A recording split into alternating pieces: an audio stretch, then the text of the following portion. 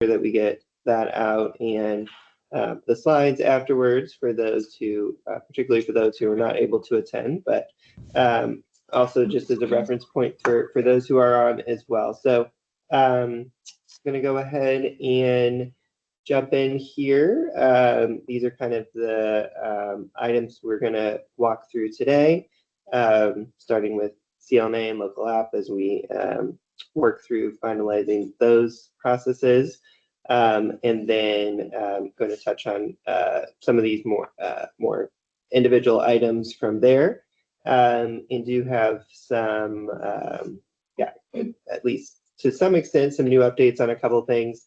And then also might be looking for your, yeah, we'll be looking for your feedback on a couple of these items as well, as we, yeah, try to kind of work through them. So we will jump in here with the CLNA and the local app after I always forget or sometimes forget that we have this slide. So this is our good calendar slide that we always include here. So we will be touching on most of these items that kind of in the last section of the calendar as we round out the end of this year.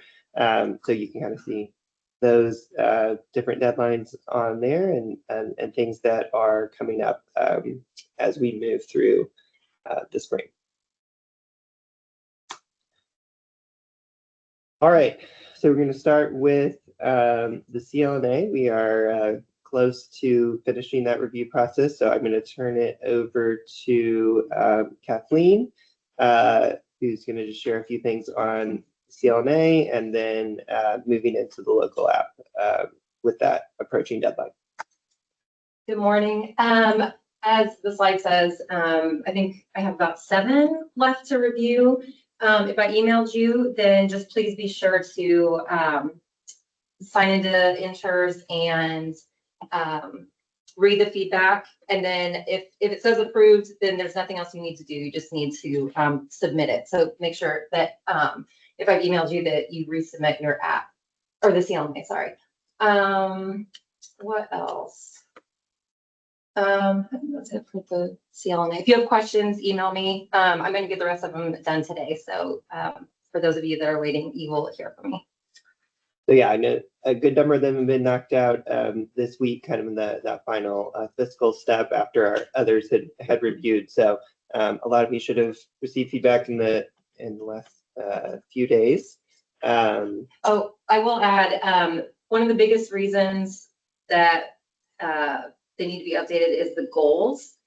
Some people just put like, you know, purchase equipment or something as a goal, but the goal actually has to be specific and be measurable. So I think Laura sent an email about that. If you have questions, just email me. So it's kind of a broader focus. So we've been particularly trying to keep a lookout for that and, you know, nudge folks in that direction with, yeah, your goals. So I know that can be challenging. We're doing like personal goals here at the agency, and we can, you know, have a similar, like, it has to be measurable, it has to be a deadline, you know, that kind of thing. And so that certainly can be more challenging than doing something broader. But we do want to kind of, you know, with some level of flexibility, still nudge folks in that direction if their goals are particularly broad. So, all right, moving over more towards the local app. Yeah, just be sure that before you submit the local app that your CLNA has been approved. And that, I mean, that'll be a status on the CLNA, so you'll be able to see when I've approved it. We'd like to have them in by March 31st or just 2 weeks after you get feedback from us. Just a couple of reminders.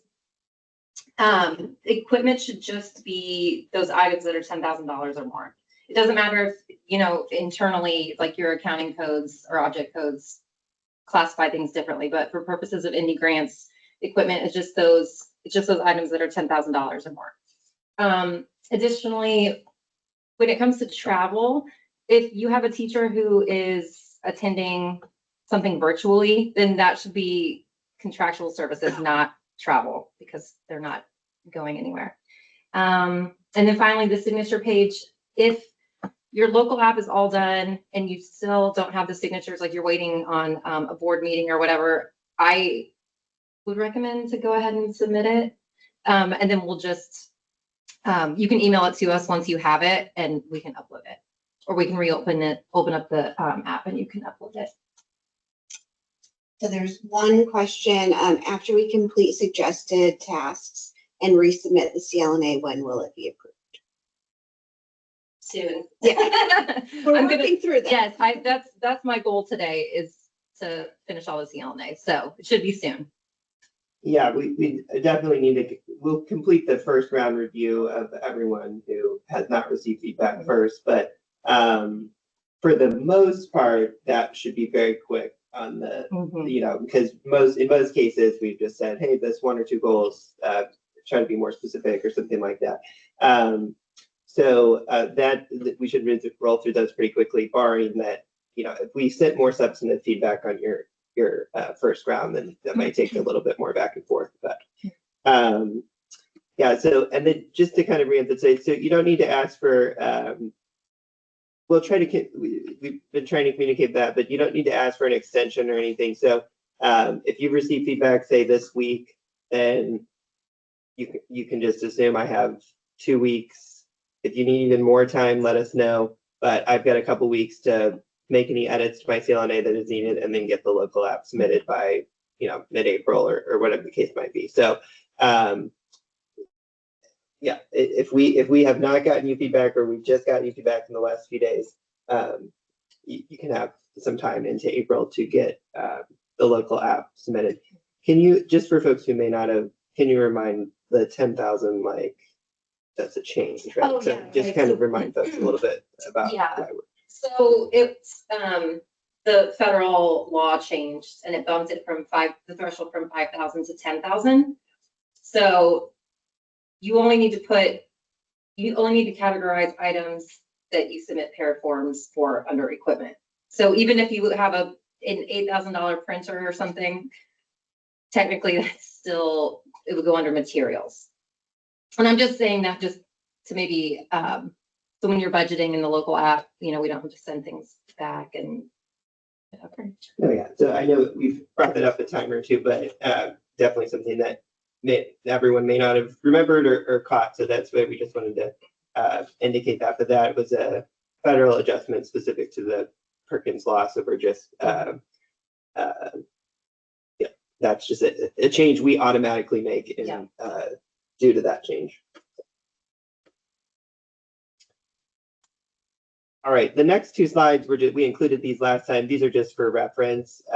It's, you know, just a reminder that any of your funding that you're using out of Perkins, these are the eligible uses in Perkins. So these will just be in the slide deck when we send it around, and just, you know, good to keep in mind that anything needs to connect back to the eligible usages of funds. Any questions on any other questions on the CLNA or the local application?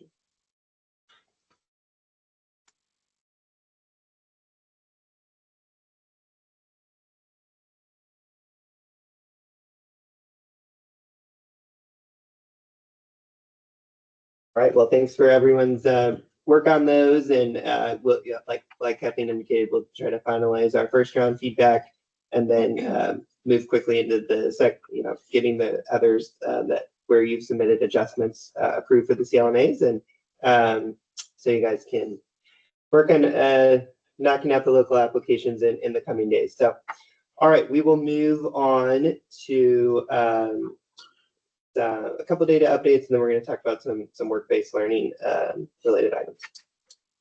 Right. So we've been getting some questions about it. I know interim improvement plans that you guys submitted them, and we have been working on reviewing CLNAs. Only one review thing at a time for me. I think it's difficult. Anyway, we're gonna, in the next 7 to 10 days, we'll get all those done. It won't take us very long. So rest assured, we'll get those turned around now pretty quick. One other just update, the pathway ratings, which we came out with last year sometime, those were for 23-24 when you did them before. Those are now finalized for 24-25 using the data was submitted to USDOE in January. So if you want to go run the new ratings, they're finalized for 24-25 if you guys are using those for things. Those are out there in the Explorer now. If you have questions, let me know about those. So now work-based learning. So we're going to talk through, so starting on or around April 2nd, we are going to start sending over to DOE, just like now we send over concentrator status and industry certifications that they validate for grad pathways. We're going to start sending over work-based learning hours that can be made into personal elective credits. So I want to talk through kind of how that works and how the hours count toward SEALs. The work-based learning hours might count toward SEALs, might count toward personalized elective credits, or to both. So I just want to kind of talk through how that's going to work going forward. So yeah.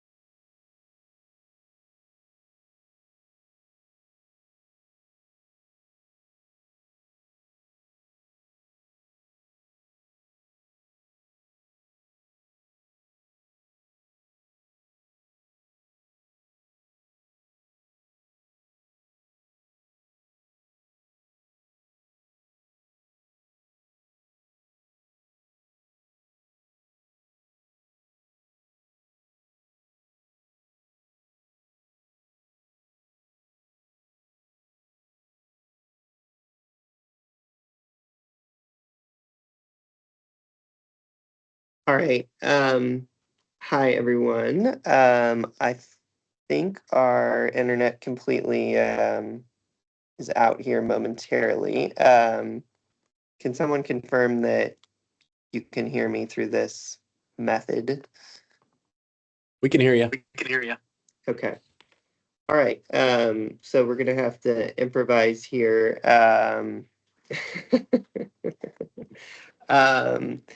Here momentarily. So, give us just a yeah, give us a minute or so. We will resume here shortly. Let me see if we can figure out a plan to still share slides. So one moment.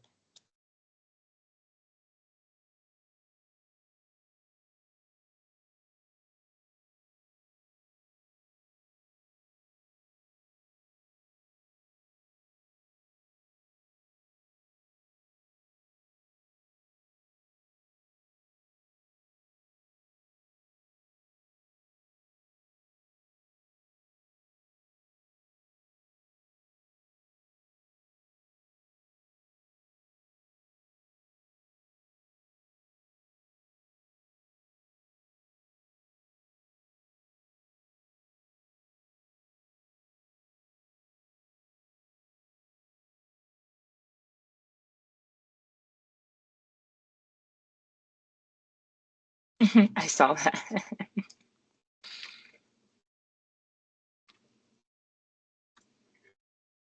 Oh, All right, I think we Yeah. might be okay now. Back in our normal arrangement here. So apologies, everyone. All right. All right, we will get the slides back going here. One moment.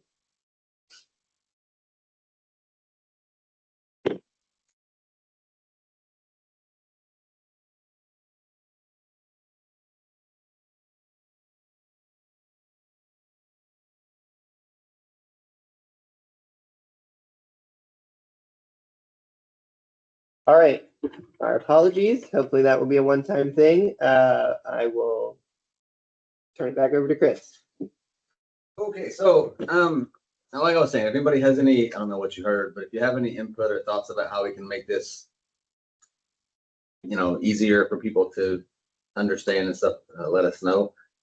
All right, so this is a student, this is just an example or a sample student, and scenario that might come up. So this student has, see, they took 5974 for 2 credits for the year. They had a work-based learning experience. It was a school-based, and they did 200 hours.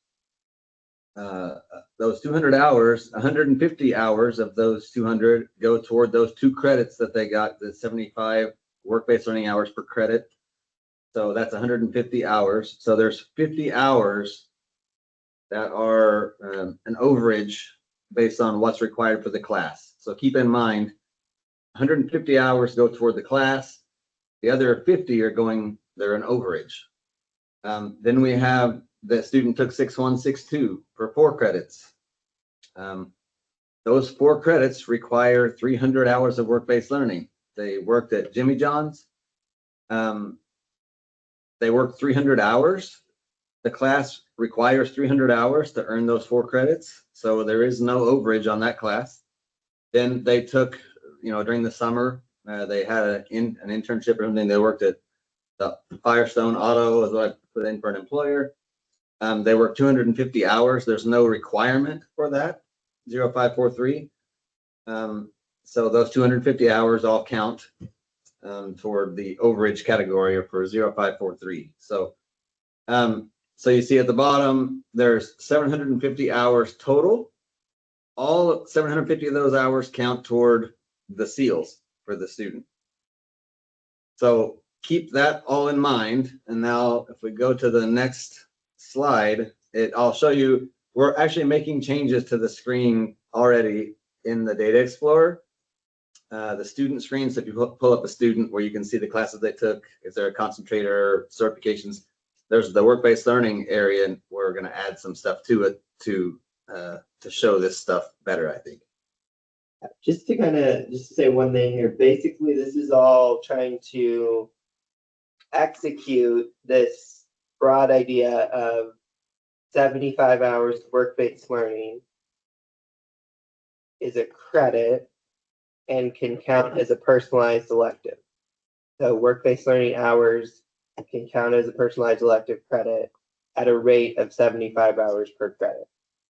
So that's just kind of the core statement, and then it's thinking about all the different scenarios of ways that the students doing work-based learning and how they're being reported to be able to execute and make true that statement. So now we're here. Yeah, so well, like Sam said, well, this will explain it all. So I'll go through it and it'll, I think, explain it as it goes.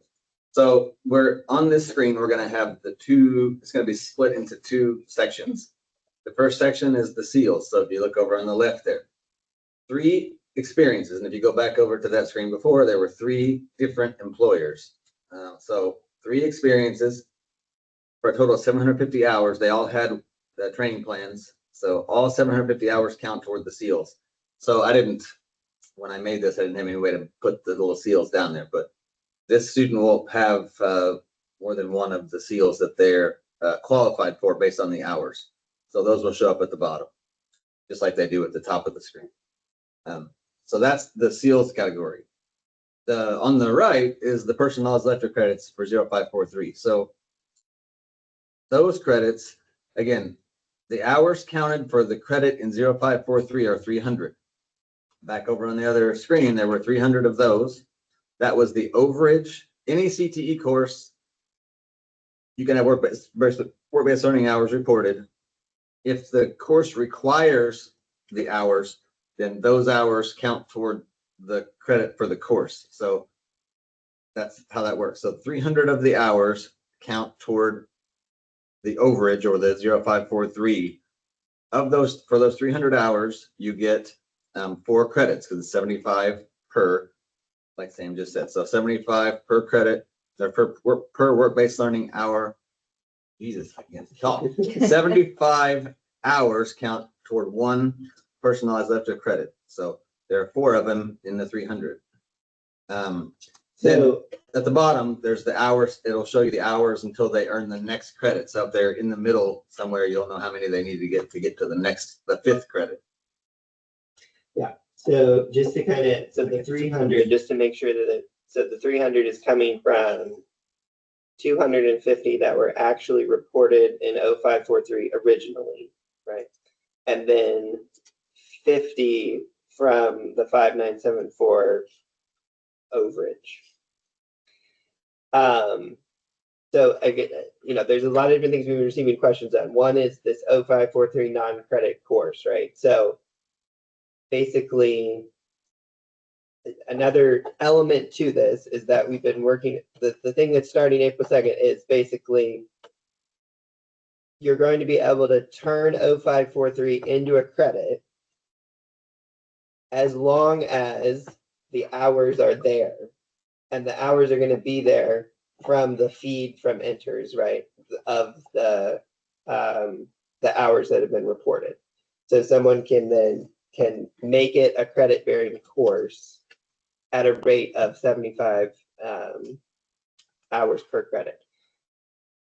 So I think we have a few different questions, but do you want to? Well, I just want to say, so and the way that works, just so you guys know, and when your schools start asking, you'll know the information you can tell them, is you'll report the hours.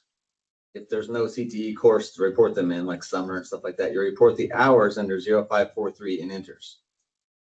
At the school, once the student gets to 75, they'll have 1 personalized elective credit in 0543. They actually report it to DOE in the course 0543. There's no grade required or anything. They just report that they earned a credit in 0543.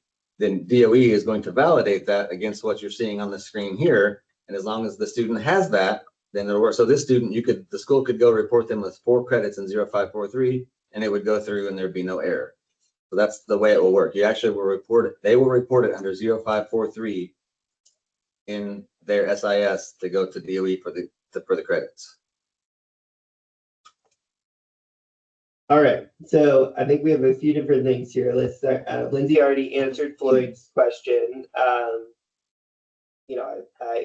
think we've shared that on a few different occasions, but her response is correct there in the chat, right? That for the purposes of the seals, for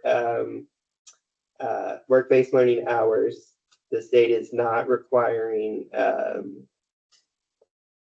pathway alignment for hours to count. So certainly that's still the case for your 503 metric, and it's the case for funding for the different work-based learning course codes and those kind of items.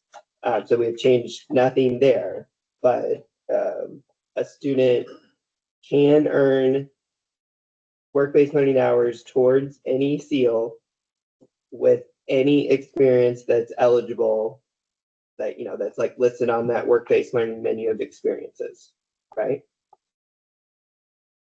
All right, so let's start there, and then let's go to Brian. I think he had a question, then we'll come to Hillary, but Brian, go ahead. Thank you, Sam. My question is for school-based, 200 the 200 work-based learning hours, those are the embedded hours we're documenting currently, correct? When you say school-based, what? They could be, well, when I said school-based, I was talking about like school-based enterprise, like they're working at the restaurant that you have or the auto shop that you have at the school. But they could be embedded hours, like in your CNA class or whatever. Yeah, that also works. But those might not be school-based enterprise. Those would be called something else. But when I said school-based, what I was doing was talking about like working at the school, the restaurant that they're running, or the auto shop or whatever. Okay, so we could put embedded under 5974. Well, yeah, I sense that's where you're going with that question. So, I mean, that's always kind of but anything that is, when a student is doing something that you're counting as work-based learning hours, that is required as part of the course, then that really should not be a separate enrollment in 5974. Right? But if the student is doing what's required in the course, plus doing additional work-based learning that meets the requirements of 5974, then you could also report that, right? But if I'm kind of taking a particular CTE course, say a concentrator course, and I'm saying, I think 35 hours of what they do in this concentrator course could be considered a work-based learning experience, then that I should just report as an embedded experience. Well, and in that case, that's obvious, right? Because it doesn't meet the 75-hour requirement for 5974. But even if it does, if it's required as part of the course, then it really should be reported as an embedded experience. But We're probably going to do a webinar about this once the guidance comes out and stuff, and I'll probably do some examples like what you have, and I'll probably change that so that it can be more clear. If I'm going to use the school-based, I probably will use like a capstone course or something. Okay, I'd like to get clarification on that, because if I've got, let's say, McKinsey has EMT and Jarrett Light has EMT, and we're counting embedded work-based learning hours, and he says, well, I get 200, and then I say, well, we get 400 on that, and we're not apples to apples, but we're still reporting those. We still have the same course. I want to just be clear that as I'm reporting those embedded work-based learning hours, that I put them under 5974. And then my last question is, so this student right here, Jasiria, would have 10 personalized elective credits. correct. Yep. As long as the procedure is done with 0543, correct. Yep. Okay. Thank you. Hillary had a question back up. How does this work for capstone courses? I can tell you it will work the same way as with the other. If the student takes a capstone for 6 credits, 2 credits of that will be requiring work-based learning. So there'll be 150 hours in a 6-credit capstone. So if the student, same thing, if a student has 300 hours of work-based learning, they're taking it for 6 credits, 150 of those hours will count toward the class. 150 of them will count toward personalized elective credit. So it'll work the same way if it's the 5th and 6th credits Yeah, that are work-based learning, right? Which Bob asked about the 3rd and 4th now. So yeah, what Chris Okay, was thank you. what Chris Who do just we explained. report then? I'm sorry. Go ahead, Hillary. Yeah. Who do we report then as the supervisor? Because we were told that the teacher can't be the supervisor. So if they're doing hours in our labs, who do we report, or our student-based enterprises? Well, the teacher can't be so I mean, yeah, this is all going back to the it said like as this is all presuming that each element of the work-based learning definition, someone is saying that these experiences all meet all of those elements, right? So, for example, one of the elements is interaction with industry professionals, right? So there very well could be, an experience that otherwise would be able to be counted, but does not include that element. And then it, it should not be reported because it does not have that necessary element of the work-based learning definition. So that is one of the more common aspects, right, of a more school-based type experience of thinking through how does this experience have interaction with industry professionals. So Okay, you this still is have where to I'm think through struggling. all of the different items of the definition to ensure that the experience is an eligible experience. Go ahead. So if students are running our culinary restaurant, which is what, Chris said, then we put them Yes. under 5974, and it's okay because the teacher that we hired is the industry expert professional. Well, so that is one of the that's one of the questions that's come up quite a bit, but no, that is something that we explicitly said in the work-based learning menu is that a current instructor cannot be the only interaction with industry professionals. So they don't have to be interacting with someone currently in the industry every day as part of the experience, but there has to be some element of interaction with current industry professionals as part of the experience.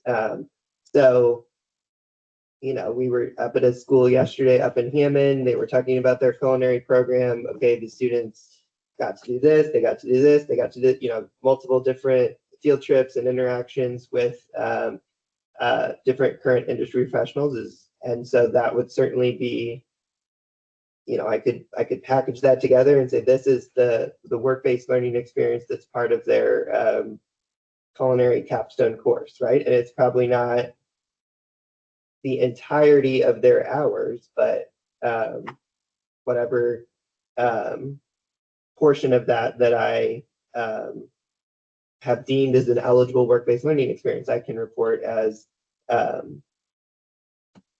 So, this is where I struggle because a kid can go out and work a summer job, not under our guidance, and we're hoping that the supervisor follows the training plan. And those hours can count, but when they're actually serving our staff in the restaurant and doing those things, they have to have other industry professionals come in to make them count. So I feel like we're making it more challenging for us to count hours in our career center versus, for the enrollment seals or whatever.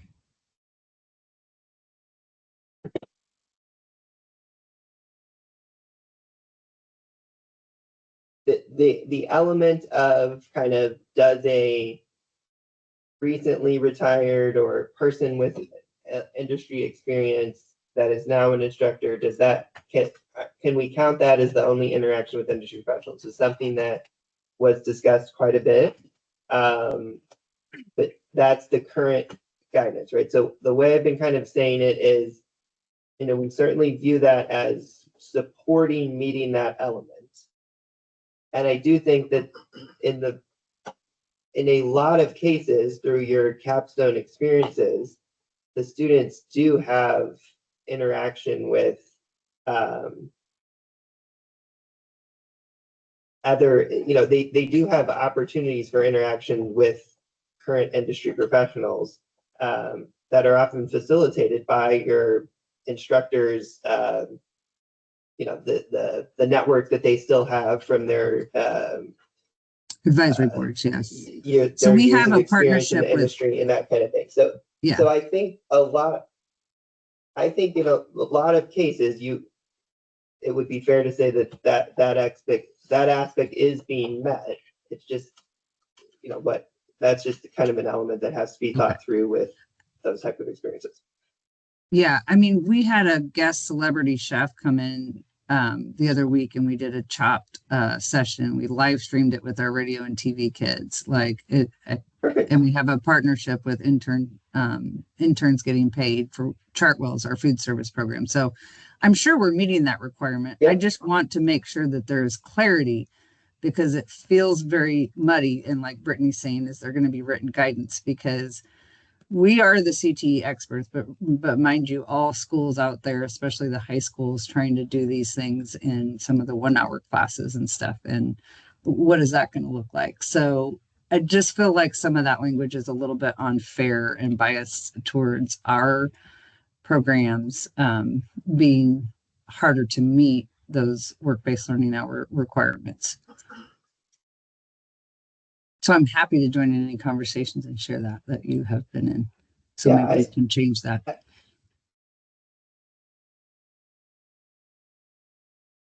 There are a variety of things to think through there. I think, and we will try to provide guidance on some of these elements. I will say, in some cases, like the guidance is broader to give you the discretion to fairly represent what you think are things that are meeting the definition around different elements, right? So again, even on this one, I think we're basically saying there needs to be some interaction with industry professionals as part of the experience. What that it doesn't say a specific number of hours or whatever the case might be, right? So you just talked through in your program, here's a couple different experiences that they have, that they just recently had. They probably even have more, right?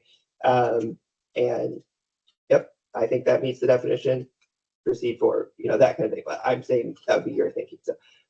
So, we will be trying to provide some more guidance on some of this more technical aspect. But as far as the work-based learning definition and providing some kind of a framework on the definition, that's probably mostly just what we've done in the work-based learning menu. We're not going to provide, we probably aren't going to provide much more specificity on like each of those different elements and drawing more, I guess, red lines on different elements of the actual definition. Yeah, unless, I mean, if there are you can move aspects on. that I just you guys think that, we should. sorry. Then, yeah. I was trying to finish to your thought. The struggle for me is when, and not every director is at the level where I am in the inter's work, but when we have to report the supervisor, and in that situation, I wouldn't call the Chartwell's person necessarily the supervisor. I wouldn't call the celebrity chef the supervisor. I would still call the industry professional my teacher, who's there throughout all those experiences. So it's some of the reporting stuff, which is what we're talking about. Yeah. So yeah, I think we got to rethink that. What else do we have here? I know Brittany asked. We've answered them all in the chat. Yeah, I think Yeah. Right down.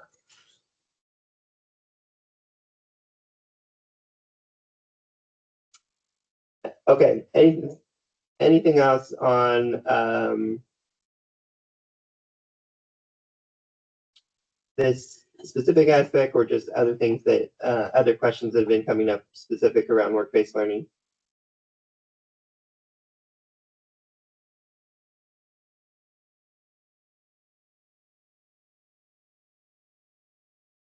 Okay.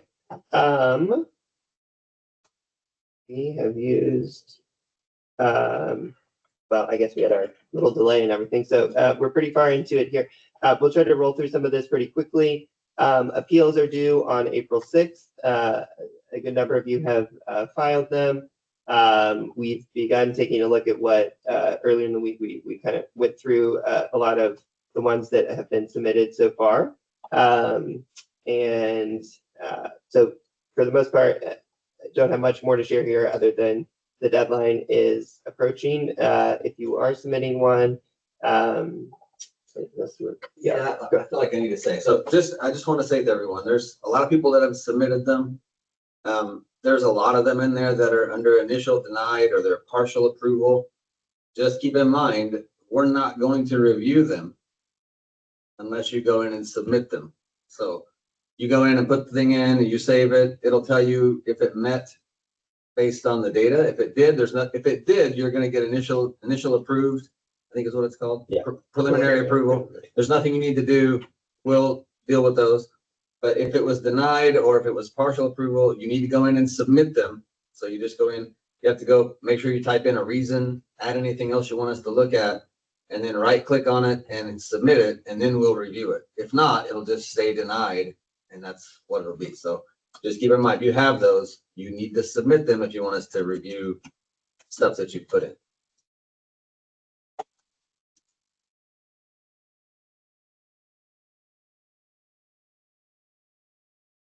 All right, we should be getting very close here. We received kind of final direction from leadership on how we were executing this. So Chris has been working with DLE finance team and to get all the data in the right place, and we should be able to move on the credential completion grant here soon. So this is what will occur for this cycle. And recall, this is for data from 24-25. So the credential completion grant, which we discussed a couple months ago broadly, is something that was put in place back in 2023, but this is really the first time that we're fully executing the grant. So we are doing that in alignment. We're using the credential value list, and we are aligning to the policy for the employment honors seal. So any credential earned that is a 3.0 or higher, or a combination of two, the policy that is for the employment seal, where you can combine two. Each has to be a minimum of 2, but you can combine 2 together to reach a 3.0. So that is how we're executing the eligibility for this grant, 1 grant per student. And it applies to students in grades 10 through 12. That is specific language regarding with the credential completion grant. And just quite honestly, that ended up affecting more students than I would have thought. There were a decent amount of credentials earned in, say, 9th grade.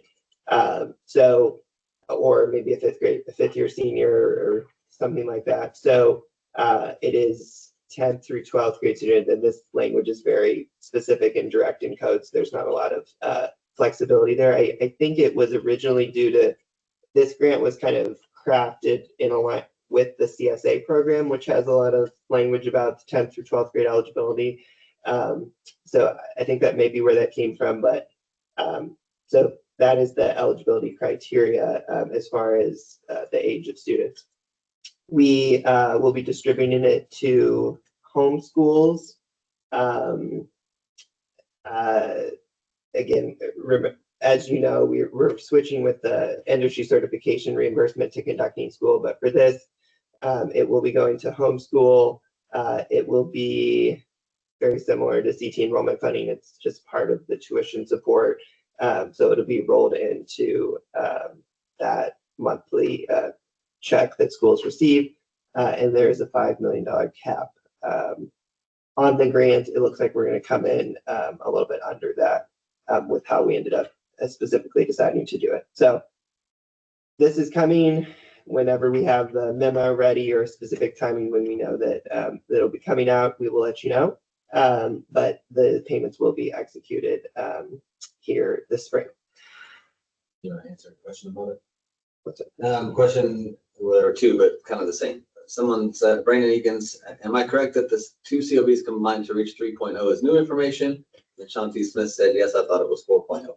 The 4.0 is for the plus seal, and the 3.0 is for the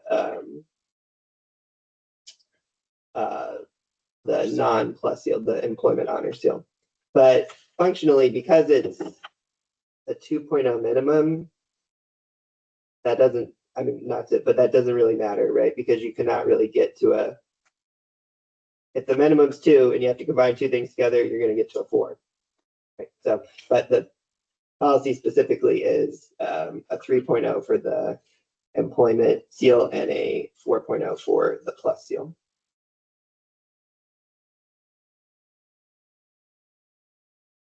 The COB list is not updated yet, Hillary. So, but that I think is one of our next slides here. Yes, it is our next slide. So this is another area where I've got some more direction from our policy team and leadership on moving forward here. So we are actively working on just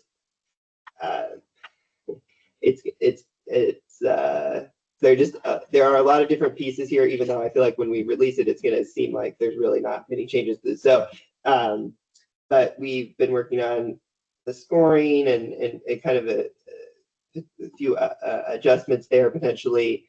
And then how adding in some of these new credentials and scoring those credentials and just a few other things in terms of trying to make sure that we are not missing anything that's come up since we released the list last. So these are a few things that will be occurring that we've likely already said in some cases, but just want to confirm. So there were the more like apprenticeship specific credentials that we did not, that was just a miss, honestly, there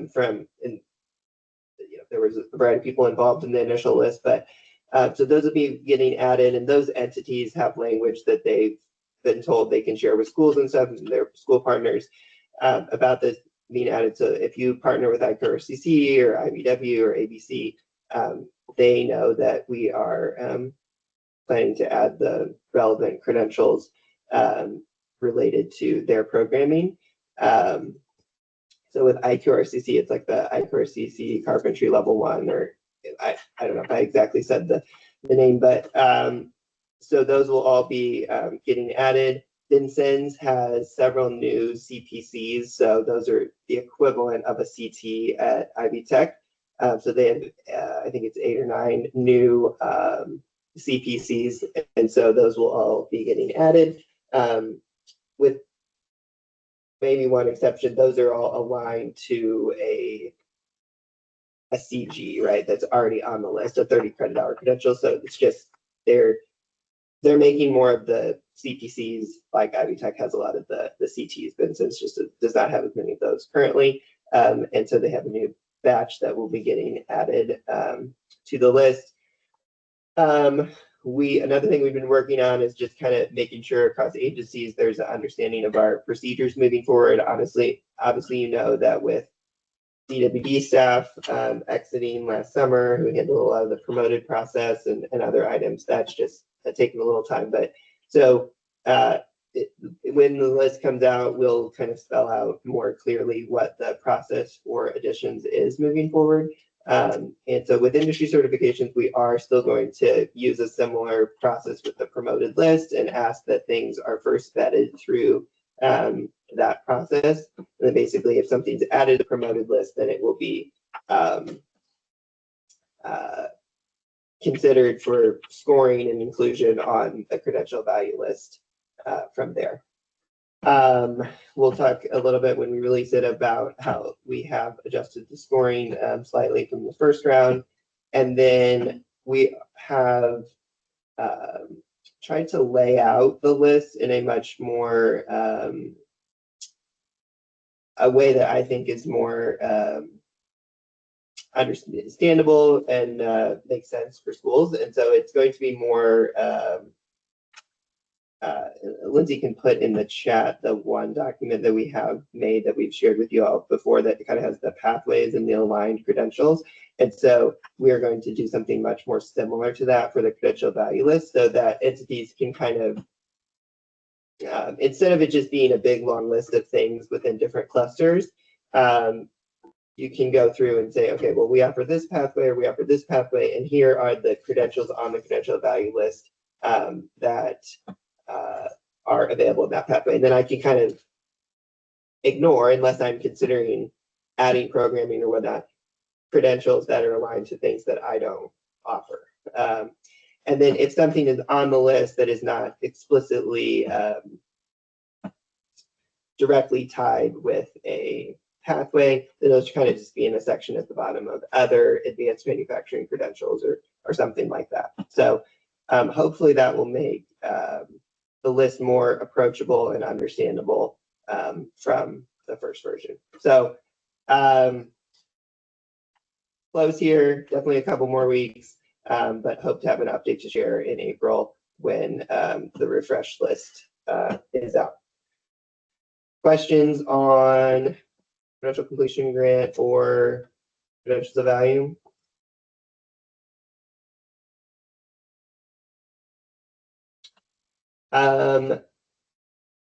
Hillary, go ahead.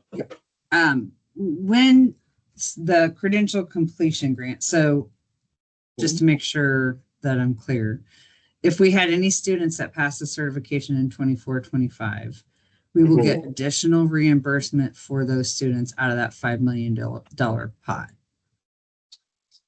It's not really a reimbursement, it's more of like a outcome incentive, you might say, like is that side of it. So it's yeah, and it's like every student, there's no consideration of like the cost of the certification. It's just every student receiving it will get $497 or the school will get for each eligible student $497. Yeah. Okay. So when timeline wise, I have a meeting with my boss today. I'd just like to tell him when to expect that. It will either, I don't know if we're quite going to make the April tuition support payment. So maybe So if we don't, then it would be like split between May and June is my understanding of how they plan to do it. Yeah. Okay. Thank you.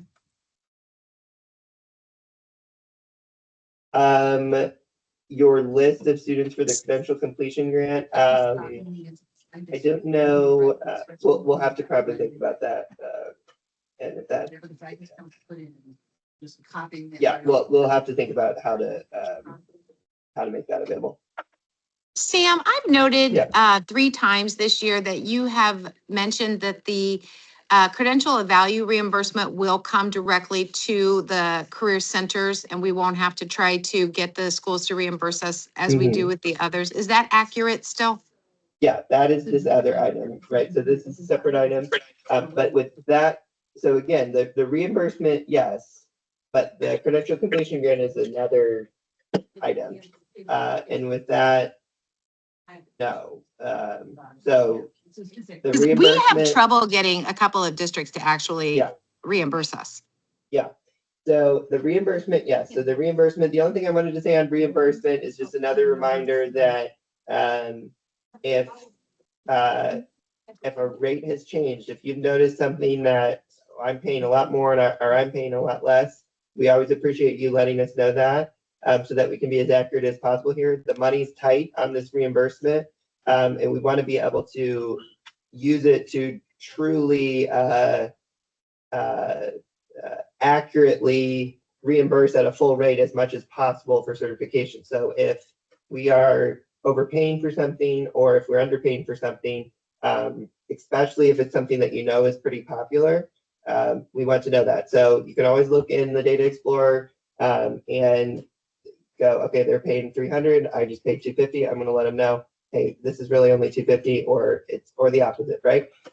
So just as we wrap up the spring here, and I know a lot of this occurs in the spring, let us know if there are any changes that we should be making to reimbursement rates. And then, yes, we'll execute that next fall, because you have until September 1st to get in all that information. And then that reimbursement occurs in the fall, and that will go to conducting schools for the first time this fall for results from this year.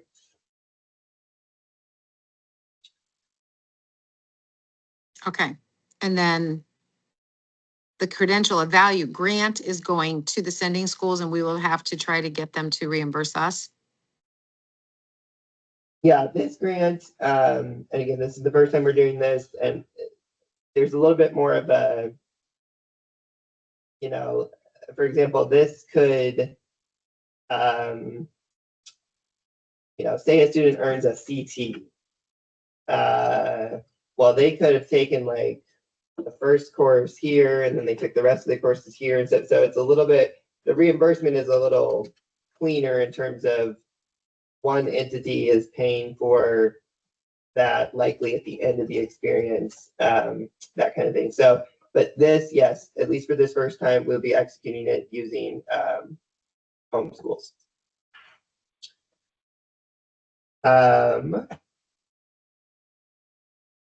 All right.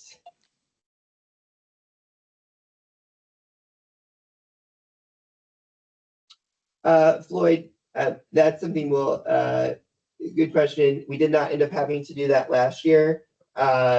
And we're able to fund the overage by using about $400,000 of our Perkins funds.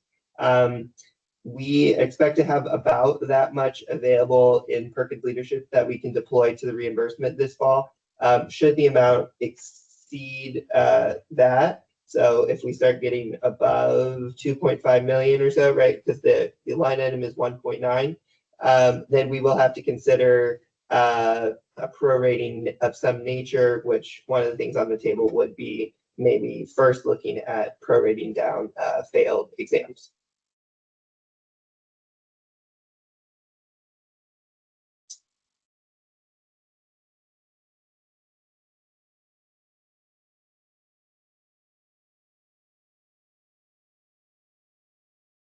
The reimbursement. Yeah. Reimbursement, no, it's if the student took 3 of them and you paid for 3 of them, you will get reimbursed for 3 of them. The credential completion grant, each student just gets paid for once, but in the reimbursement, yeah, each time they took one that's on the list that's reimbursed, then you get the reimbursement. Only if they pass it. Well, this past year we did No, that's all the of thing. I'm trying to remember, Brittany, I'll have to, I believe that is correct, but I thought well, let me just go back to Floyd's question and say that would be another thing we might have to consider, should the amount, far exceed the appropriation. So, but no, the reimbursement, it is important. And for reporting purposes and everything, as you do that over the end of the spring here and in the summer, you can report any student that failed the exam as well for the purposes of the reimbursement. It is meant as more of a,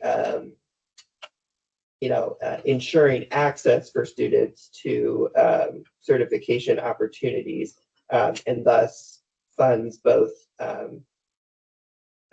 pass or fail. We may circle back on Brittany's specific question though, because I want to make sure we're we're clear there. And then yes, Chad, we will, similar to the reimbursement, well, I guess I shouldn't speak for, I mean, this will be executed through DOE. But it would be in my assumption, yes, that would be publicly available.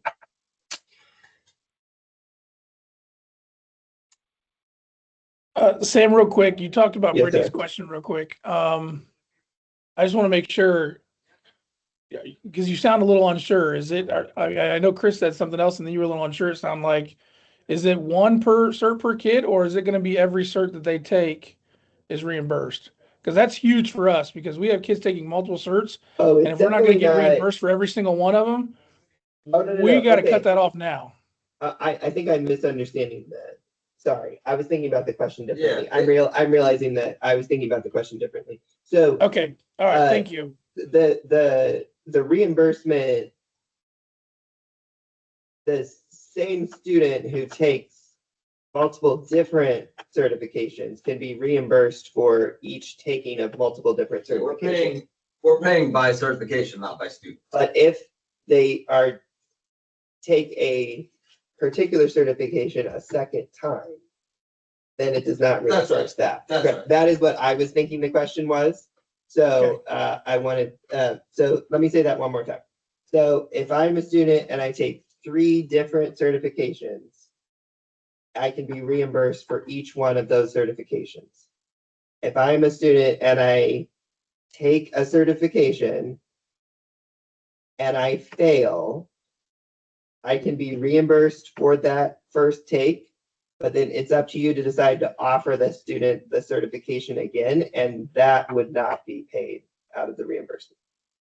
And that also applies year over year. So if you had a student that took one as a junior or something in 24, 25, and they failed it, and they're going to take it again as a senior, the system will know they took it last year and you won't get reimbursed for it again this year. Only once per certification. Okay. That's what I thought. I just want to confirm. Thank you. Sorry for that confusion. I now know like what you were asking, Brittany, but I definitely read it differently. Okay, so just, if you have suggestions there. We are running over here. I'm going to skip this for the moment, and then basically, if anyone wants to stay on and talk about the accountability model, we were going to spend a little time talking about that. We will roll through these last couple slides very quickly, and then it'll probably take another 15 minutes to do the accountability stuff. So these are reminders from last time, and let Lindsay run through them very quickly. Yeah, so just a couple of reminders. We do have a few new digital technology pathways. Linked on this slide, I've included the updated master pathways document, which is posted on our website. So that will show you the course sequence for those pathways, as well as some upcoming adjustments to some of our existing digital technology pathways. So we will begin a phase out of a couple of those courses, but no change for the 26-27 school year. So if you have new students starting one of those pathways, you might want to start them along those new courses if possible, but no courses are scheduled to go away in those pathways for 26-27. And then just a reminder on human and social services, if you want to use the waiver option that we have provided, please go ahead and submit those in Inters, and we will try to get them reviewed and approved, or contact you if we need more information as soon as possible, so you'll have answers to those going into summer break. And if you have any questions, let me know. Then also upcoming info, the Awards for Excellence is scheduled for Thursday, May 7th at the Indianapolis Marriott East. And that's the same place we've had it. It will start at 10. We will be emailing folks who have been selected. So if you were not selected, if your nomination was not selected, we will not be emailing, just because that's a ton of emails. But if your recipient if your nomination was selected, we will email both the person listed for the program, if that's the case, et cetera, or the counseling person or the student. And we will also like CC the nominator. That way, you know, this nomination that I submitted was chosen. Okay, so we will be meeting early next week to make those final decisions, and then those emails should go out early the following week. So should have about a month between those emails going out and the actual event. So if you have questions on that, let me know.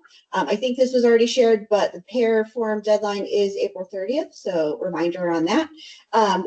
A few of us will be presenting at the CEL Early College Conference that is scheduled for June 5th this year at New Pal High School. So if you want to hear us talk more about work-based learning and credentials of value, and who doesn't, please register for that, and we look forward to seeing you there. I mean, would definitely be, you know, counselors or others, work-based learning coordinators, et cetera.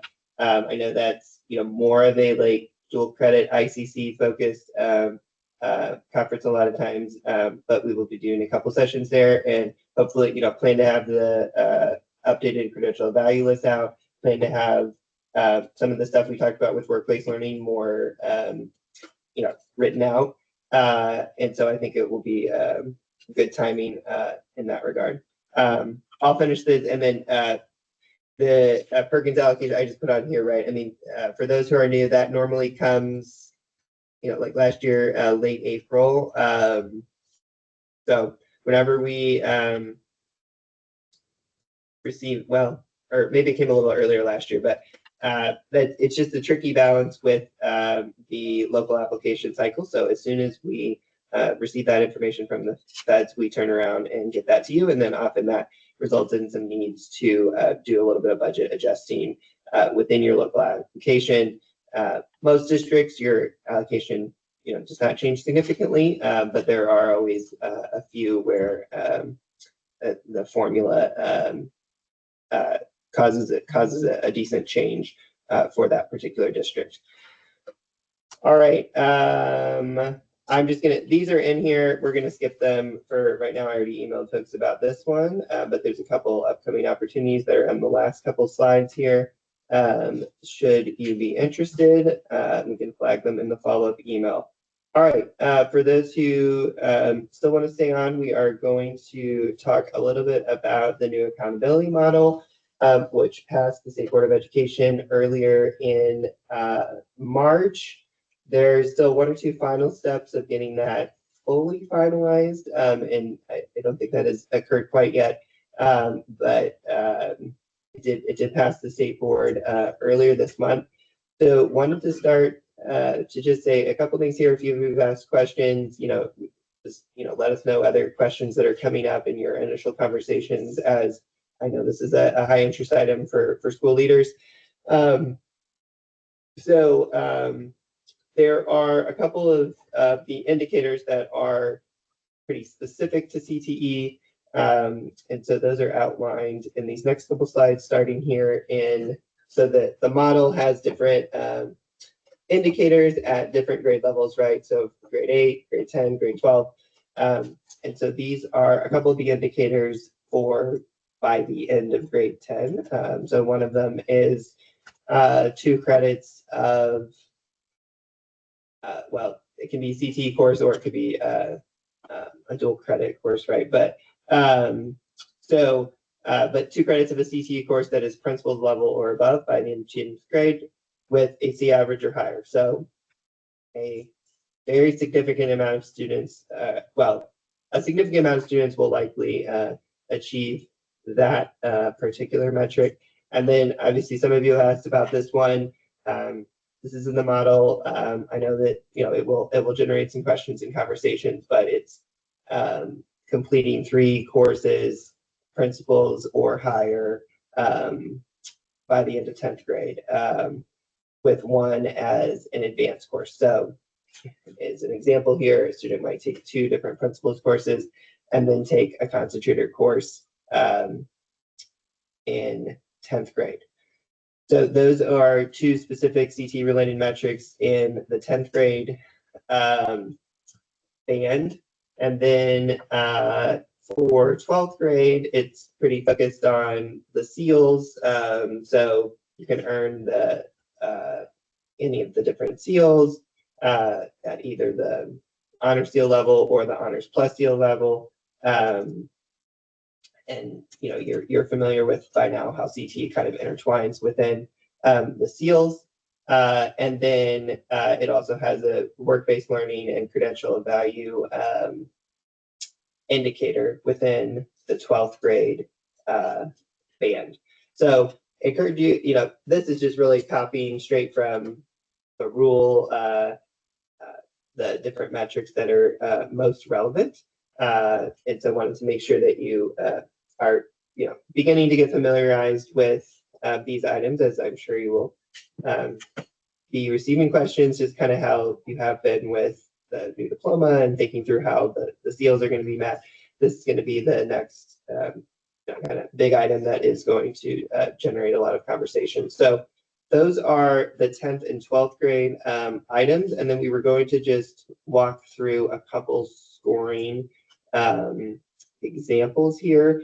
Could also the state board meeting, which we can drop in the chat here, the link to the state board meeting recording.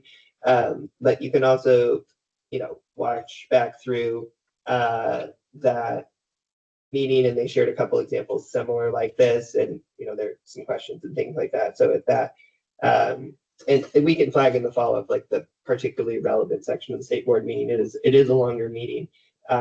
But that may be of value to some folks as well if you have not done that at this point. So here is a 10th grade example. So in 10th grade, the primary metric is 9th grade on track, and that is spelled out in the accountability model. So you can kind of see here that's the academic mastery element. And so if I'm at 9th grade on track or I'm exceeding 9th grade on track, I score either 65 or 75 points based on meeting 9th grade on track. If I do not meet that 9th grade on track, then I start at 0. Okay. And then from wherever I start with 9th grade on track, so to the questions in the chat, nothing below a principal scores counts related to the other metrics. And then with the scoring here, then I add from wherever I start with 9th grade on track. And so I can score points for regular school attendance. I get 10 points. I can score points for meeting testing benchmark, both either on the PSAT or the biology assessment. And so those are ways I can score points, or I can score points with the more CTE focused items that we looked at related to the 10th grade band. So this is how the scoring works. Don't want to get, you know, that's I have not been involved in doing every intricacy of this, so we just wanted to kind of talk about this at a high level in terms of this is the scoring model. It starts with some sort of academic mastery metric, and then you can add in points based on the different indicators. So in this particular case, the student has we put it down as like they have 2 indicators. They started at 9th grade on track, so they have 65 points, and they go up to 85 with the 2 indicators that they have. And then,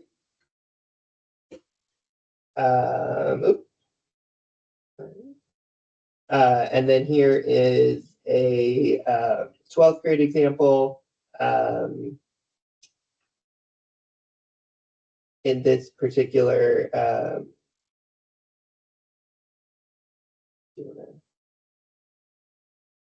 well, yeah, go ahead. Yeah. Yeah, so Earning an honors seal is considered at expectations. So then earning a diploma without a seal would be approaching expectations is the term that they use. And then the honors plus seals go into above expectations. And then it's the same way, it works the same way with the success indicators. So in this case, the student earned all three success indicators. So they have college and career coursework, which is essentially earning 6 college credits. That could be through AP, that could obviously be through CTE coursework, right? Earning a credential of value that scores at least a 4.0 from the COV list. Again, that could be 2.0 credentials combined. And then a third one could be passing the ACT math portion. It could also, it is split up in the rule between math and English. So those would be separate indicators. So if a student passed math and English, those could be 2 separate indicators. And then they would just need one more for the max points for their level, depending on what diploma seal they are earning.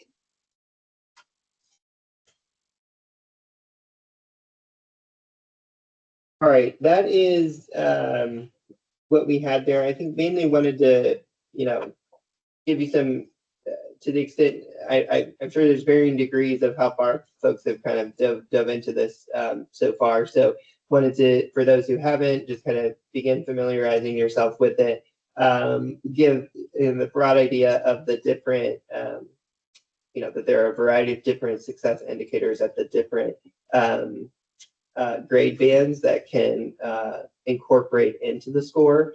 And so,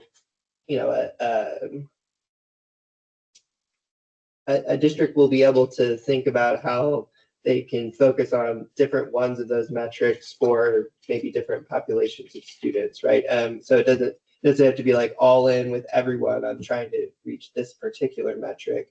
But I imagine those would be a lot of the conversations as we move into this new model. Just to have on your horizon, it's my understanding that there'll be some sort of kind of initial dashboard coming this spring that gives schools an idea of kind of how they would currently score within this new model. And then there'll be a lot of communication coming like this spring, this summer, et cetera, about the importance of different data reporting elements to ensure data is reported as accurately as best as possible, to ensure schools have as best scores possible related as we move into this new model next year. So we're happy to answer questions now, or if you want to set up an individual conversation to kind of talk through this, that would be fine as well. But any questions on the accountability piece? I have a couple questions, Sam, because it kind of makes me worry. Being a standalone career center, we offer mainly to juniors and seniors, and students don't get that concentrator A until their junior year. And so that's going to push us to start having more sophomores in our career center. Currently, we only have, roughly 20 maybe at the most out of our almost 600 students. And so if that's going to happen, we're going to start doing this. And I know I have a principal already who's pushing funding, and they see the CTE funding there. They're going to push all their sophomores here, get their pathway done their sophomore year, principals core A, core B, so they can get this accountability model, hit the capstone their junior year, and then they're going to turn around and keep them for their entrepreneurship class and keep them in a capstone so they can get more funding. And so I'm a little worried that we're pushing this stuff so much, into the sophomore year, it's going to be difficult to do. But they're also going to take advantage of the funding this way too. I don't know if there's a question in there. It might have been more of a statement. I presume that is a concern shared by several on the call, and I'm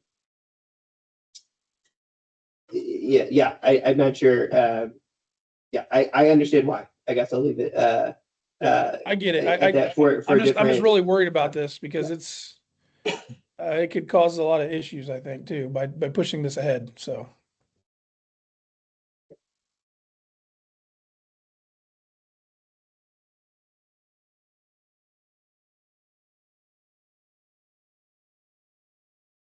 Well, if there are different pieces of this that, would be helpful for us to try to put together additional communication on, or, for different conversations you all are having and things like that, certainly let us know, as obviously this is new to everyone here, at least in its more final form. Since early March. So, all right. Well, appreciate everyone staying on here for a while today, and we will follow up on the different items that we indicated we would. And yeah, let us know if there's any other questions. Otherwise, have a good rest of your week, and we will talk soon.